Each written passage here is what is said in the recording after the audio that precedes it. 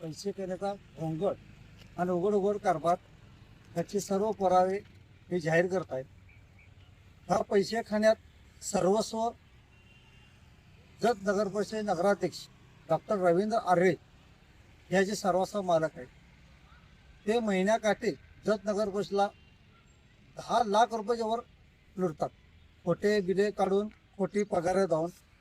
आणि मी नगरपालिकेच्या मुख्याधिकारी यांना त्या प्रश्न विचारत असता काल त्यांनी सांगितले की आर्ये डॉक्टरने सांगितले नगराध्यक्ष की जोपर्यंत आमदार गोपीचंद पडळकर आहेत कुणी माहिती मागवते काय मागवते द्यायचं नाही. त्याला माझं मी गट आहे आणि माझं भरपूर माणसं आहेत की प्रत्येक गोष्टीला मी तयार होतो.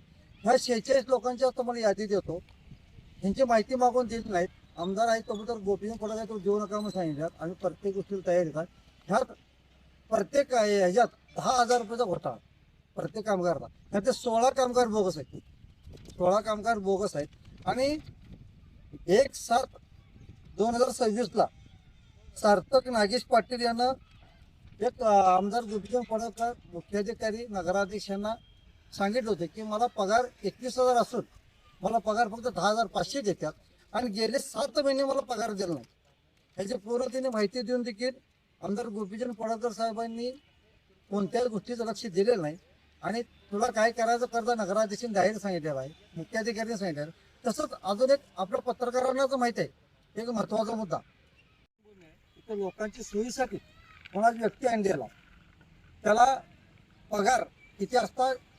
आमदार गोपीचंद पडळकर साहेबांनी त्यावेळेला मुख्याधिकारी होते, नगराचे आर्ये डॉक्टर होते, काही नगरसेवक होते. तेव्हा त्या कर्मचाऱ्यांनी सांगितले की मला 8,000 पगार आहे. तर त्याच्या नावावर 19,881 रुपये काढला जातो पगार.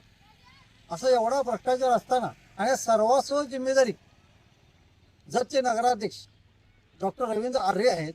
आणि सगळ्यात मोठी दुर्दैवी घटना की आज आटपाडीवर असे काहीतरी पोस्ट होत आहेत चुकीची. ही आपल्या हिंदू संस्कृतीला व आमदारांना शोभत नाही अशा गोष्टी आपल्या कार्यकर्त्याला सांगण्यासाठी.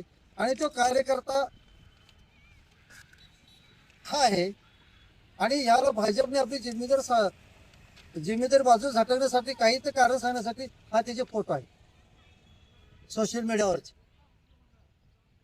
तर ह्या गोष्टीला असा तुम्ही केलं तर काँग्रेसचे किंवा जगताप कार्यकर्ते असं गोपीचंद पडळकरच्या विरोधात काही फोटो टाकतील. ही आपली संस्कृती शोभत नाही.